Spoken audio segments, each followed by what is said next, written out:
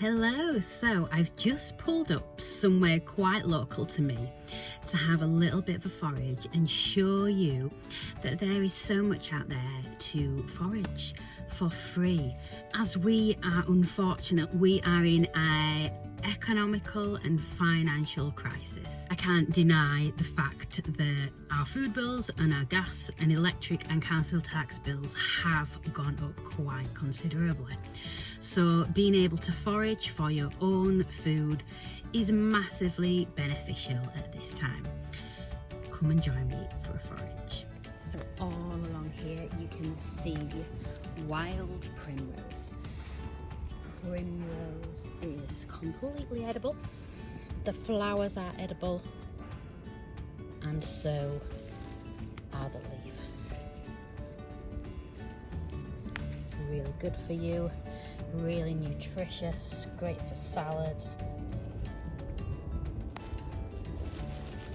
Another one to forage at this time of year is hawthorn.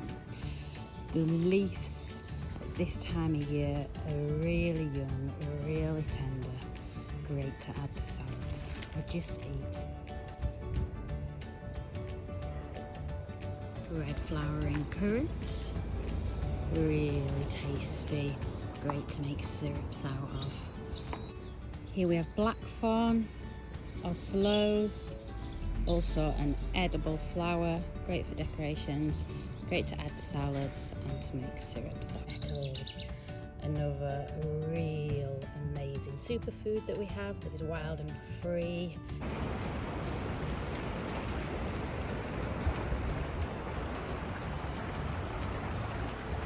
So getting out into nature is always good for you, really beneficial, improves your mood, improves your well-being. And the days are lighter now, so it is really good to get out. Foraging in a time of financial strain can alleviate some of the costs that you are spending on your groceries each week. You can find so much food out there that is completely free. The nutritional value in wild foraged foods is so much higher than what you get in the supermarkets. Because the roots are allowed to grow deep into ground, they are absorbing all the nutritional benefits, all the vitamins and all the minerals that just doesn't happen in store-bought foods really. The nuts, the berries, the greens, they usually have a really quick turnaround. They only let their roots grow just so deep into the ground, so they're not getting that extra nutritional benefit that we need. Food is not growing how it's supposed to grow, slowly over time, and really getting their roots down deep. We've modified food so much and make it grow quicker and faster, which is resulting in not as much nutrients as we need.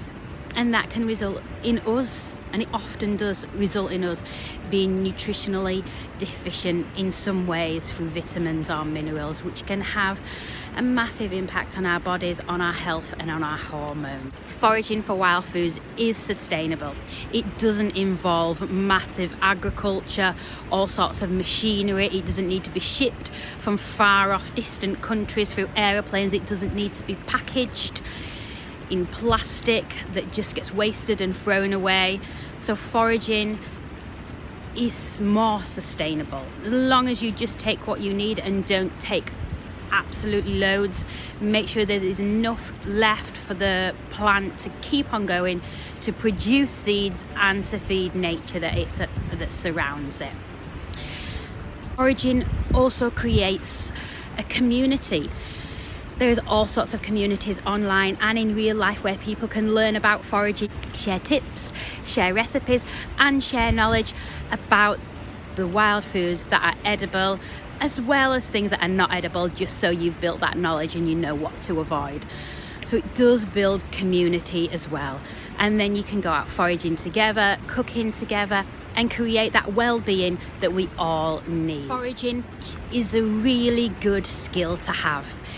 it can make sure that you can be sustainable, that if there is a really bad crisis, that you can look after yourself, you can look after your family, you can provide for them.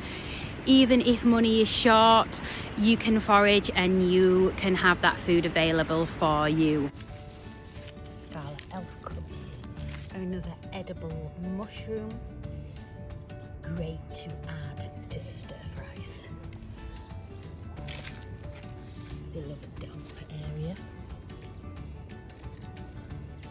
Wild garlic, a plant that often many people start their first foraging journey with, besides blackberries when you're a child, because it's really easy to recognise and it actually really smells garlicky. Take it right down at the bottom.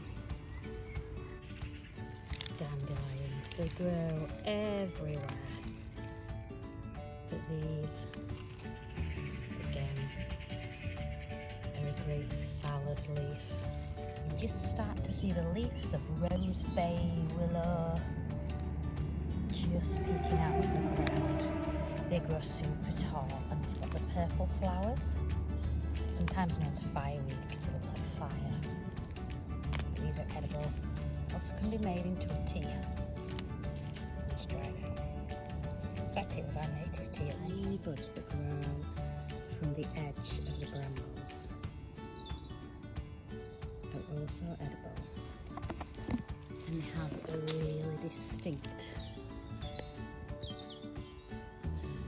coconut flavour. Cleavers or sticky buds, sticky willy, are also really good for you. They are best cooked or really, really young. You can a tiny little native chickweed. You can see the tiny flowers. Rocket. It is part of the brassica family, so it tastes a bit like broccoli or cabbage and can add a bit of spicy flavour. This is plantain. We have two types of plantain. We've got the longer, thinner one and the thicker, wider one. Now, these are edible. Their leaves are edible. These little plantain flowers are really tasty and edible too.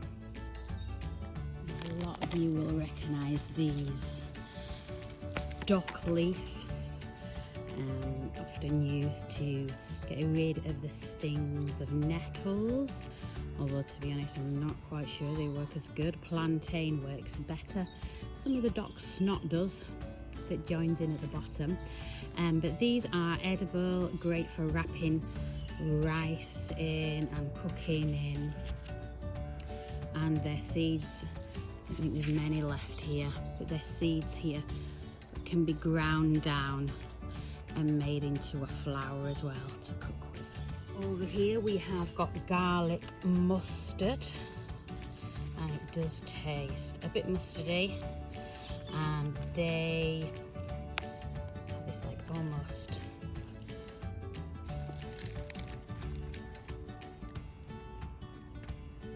leaf, golden saxifrage, another edible. So I hope that gives you a little insight at just what's available. There is much more out there than I have found today, but my basket is, can you see it, quite full here. Lots of things in my basket, so I'm going to get home now and make you something and show you that. Hyacinth. Another edible flower. I'm going to make a little syrup here with the grape hyacinth so we can add to our salad.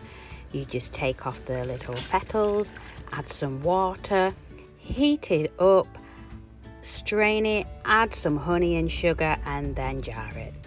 I also made some wild garlic potato roasties. All you need to do is wash your wild garlic, grate your potato using one of these devices,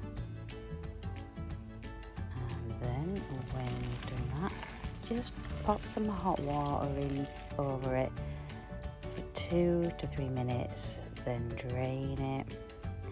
Add some salt and pepper and your wild garlic, some olive oil, squash it down and pop it in the pan. Fry it and then add it to your plate.